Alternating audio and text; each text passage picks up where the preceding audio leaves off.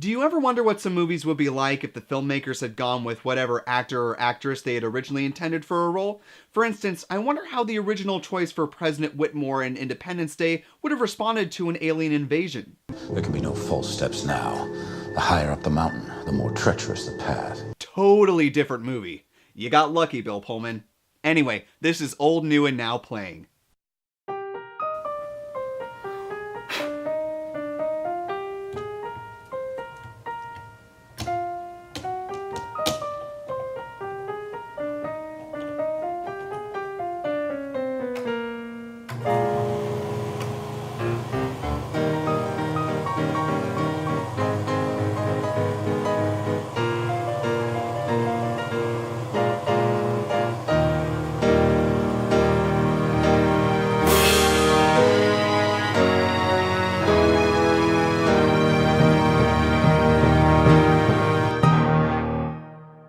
Hello and welcome to Old, New, and Now Playing, your time machine through the world of movies. I'm your host, Will Robinson Smith, and thank you so much for joining me today. Now, considering I was about 5 when the movie Independence Day came out, I obviously didn't see it in theaters, so I don't know why I waited so long, but considering that the sequel is coming out tomorrow, I thought that this week was a good opportunity to finally sit down and watch the thing and give my take on it to all you lovely people out there. But before we go off to Whoopi T's ass, let's talk about a little movie news with our first segment, The Rundown.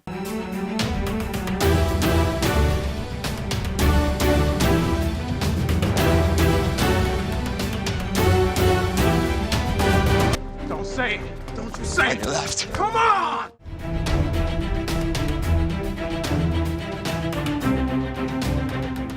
There's a lot of superhero news, a new trailer, and some casting news to talk about, so let's dive right in. There was a ton of news dropped about the Justice League movie, which will hit theaters next November.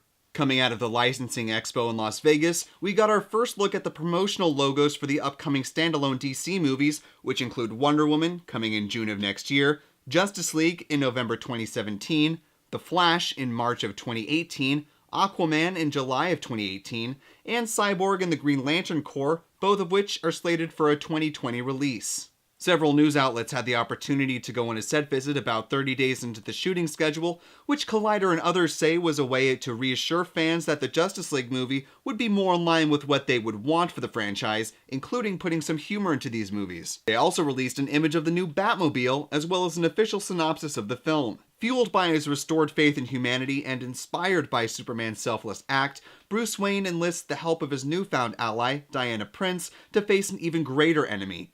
Together, Batman and Wonder Woman work quickly to find and recruit a new team of metahumans to stand against this newly awakened threat. But despite the formation of this unprecedented League of Heroes, Batman, Wonder Woman, Aquaman, Cyborg, and The Flash, it may already be too late to save the planet from an assault of catastrophic proportions. There's a lot more information that came out of this set visit that we just don't have time to talk about on this show, but I'll be sure to put a link to that Collider article I mentioned in the description of this video below because I think it has a lot of important takeaways if this is a story you care about, and, it'll give you a lot more information than we can really go over here. But as far as my quick takeaway from what I learned from that was, it sounds like that Warner Brothers is taking some good measures to right the ship after what I thought was a pretty disappointing Batman v Superman.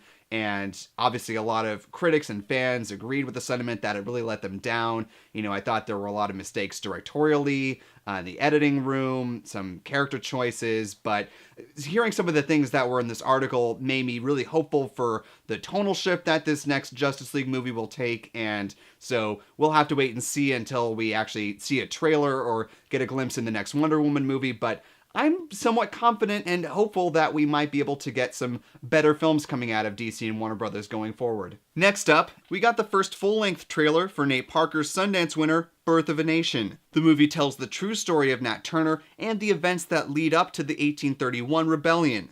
The trailer gives us more insight into the scope of the movie. We get a glimpse of Nat Turner as a child and the events that led to him becoming a preacher. We also get a better idea of what the turn is in Nat Turner's life and why he was such an ideal person to lead this rebellion. And we'll rise up.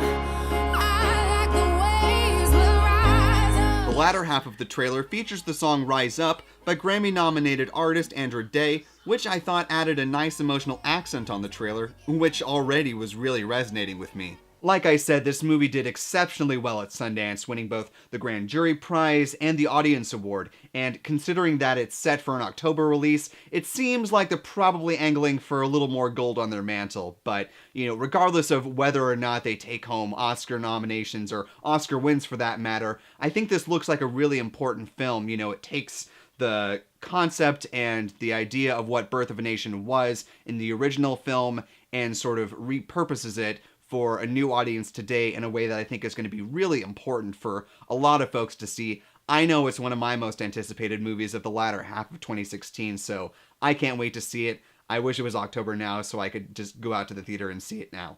And lastly, the hits just keep on rolling for John Boyega. The Star Wars The Force Awakens star is set to join Catherine Bigelow's next directorial venture, according to Variety. The film is said to be a crime drama that takes place amid the 1967 summer riots in Detroit. The movie is aiming for a 2017 release date to coincide with the 50th anniversary of the riots. The screenplay is being penned by Mark Bull, whose previous works include The Hurt Locker and Zero Dark 30, both of which received Oscar nominations for their screenplays, and in the case of The Hurt Locker, got a win. Both projects, of course, were also directed by Bigelow.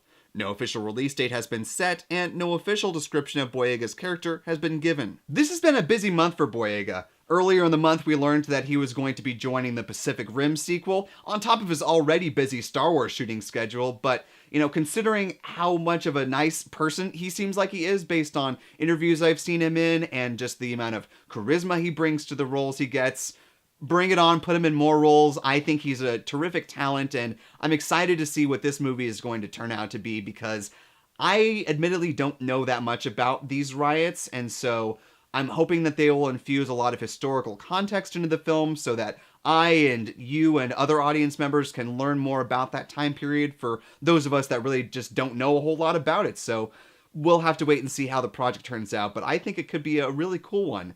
And guys, now that you're all caught up on the news, let's head into our main segment, your feature presentation. The 1996 movie Independence Day is co-written and directed by Roland Emmerich. It tells the story of a global alien invasion and how the people of Earth respond to that threat. But considering the movie is named after one of our main holidays, it's more like how America decided to respond, and then the rest of the world got on board with our plan. The film features and focuses on a number of characters and storylines right from the start.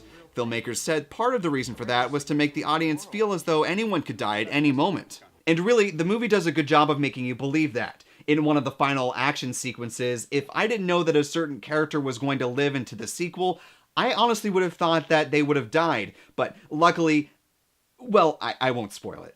But if you had to narrow down who the stars of this film are, aka the people least likely to die, that would be Captain Steve Hiller, played by Will Smith, President Thomas Whitmore, played by Bill Pullman, and David Levinson, played by Jeff Goldblum. At this point, we were still some years away from Academy Award nominee Will Smith. This was the charming, wisecracking, cockiness for days Will Smith that we had come to know and love after 6 seasons on The Fresh Prince of Bel-Air. But you are not as charming as you think you are, sir. Yes, I am. His character in this movie, Captain Hiller, is a Marine Corps pilot who dreams of one day flying into space with NASA. Foreshadowing! This was easily one of my favorite characters in the movie, partly because we do get to see shades of the future Oscar nominee in some of his more quiet scenes, but mostly because he sells the hell out of his character's confidence and drops some great one-liners. That's what I call a close encounter. Beyond the great speech he gives toward the end of the movie, Today, we celebrate our Independence Day. Pullman's President Whitmore is put through the ringer with one impossible decision after another as he struggles to find a way to save as much of the country as possible. I thought the movie did a nice job of setting up both the presidential and the personal side of Pullman's character. He's not a natural-born leader, but the movie gave him enough time to mature to that point. The other big standout for me in this movie was watching Jeff Goldblum and Judd Hirsch play off one another. On their own, they each had great moments of both drama and levity, but when you put them together, you got a father-son dynamic that was fantastic. They're going faster than we are. Look at this, we're in the fast lane. I can't go faster, they're cutting me off here. No one's cutting you off. We're gonna get a ticket. They're getting in front of me, I can't go any faster. All right, I don't want to argue, Shh, let's just get there as quickly as What's possible. the rush, huh? You think we'll get to Washington and won't be there? There were other noteworthy performances in this movie, like Vivica Fox's character, for instance, but let's be honest, the real star of this movie was the special effects. According to Box Office Mojo, the film had a budget of $75 million, and you can pretty much see all of that on screen. One of the reasons I thought this movie looks so good today, despite the fact that its effects are 20 years old, is that so many of them are rooted in practical effects. The fireball down the street scene, for instance, was done by creating a 1/24th scale model of the street, putting it on a 10-degree angle, and then letting the fire just move up it, or, as the filmmakers put it, using it like a chimney. One of, if not the most iconic shot of the film, the destruction of the White House, was also done with practical effects. They constructed a more than $50,000 1/12th scale model of the White House with extreme detail so it could be shot at close range. Then, they shot the explosion at 300 frames per second, or about 12 times faster than the rate at which most movies are shot, so they could slow it down and really get the impact of the debris flying. There are tons of other really cool special effects I could talk about in this movie, but then we'd be here all day. Suffice to say that this film took home the Best Visual Effects Oscar in 1997, and was nominated for Best Sound. And while the effects did largely carry the film, it wouldn't have worked without the story. It's not a complex tale by any means, but it really didn't need to be. The side stories were mostly dynamic enough to make you care about the multitude of characters in this film, but it didn't get overly tangled. Being that this is a large-scale disaster movie, there were some pretty convenient moments that let our heroes either narrowly escape death or run into one another. Going back to special effects for a moment, I obviously won't give away any spoilers, but the end scene, the very, very end of the movie, looks like they really dropped the ball with the special effects. I don't know what happened. I mean, the movie had been great up until then, but the last shot that you see, you're just like, what? Did they run out of money? I don't understand. Everything was great. And then that, whatever that was, you'll see what I mean when you see the movie. Overall, this is a fun, stuff popcorn in your face kind of movie. The effects are amazing, the story really works, and the characters are great to spend 2.5 hours with. I give Independence Day an 8.5 out of 10. I recommend watching this if you're looking for an action-packed sci-fi movie with an uplifting tale. And especially if you want to see the sequel this weekend or later, this is definitely worth your time. So those are my thoughts on Independence Day, but more importantly, what did you think of the movie? And of course, what are some of your favorite one-liners from the film? Leave your thoughts in the comments section below. And while many of the characters from this movie will be reappearing in the sequel, we won't be getting an appearance from Will Smith, even though the original arguably launched his film career. Hopefully the sequel will be able to do just fine without him. Fingers crossed. That will do it for today's episode of Old, New, and Now Playing. Remember, if you ever want to have a movie-related question featured on this show, whether it be about movie news or the movie I'm reviewing, or just a general movie-related question, you can always tweet at me. My handle is @W_RobinsonSmith. Just use the hashtag #PopTweets so I know it's a question you want to have featured on this show. Or you can always email me at oldnewnowplaying@gmail.com. Just put Pop Tweets question in the subject line. And guys, I'll see you on Friday with my take on Independence Day Resurgence.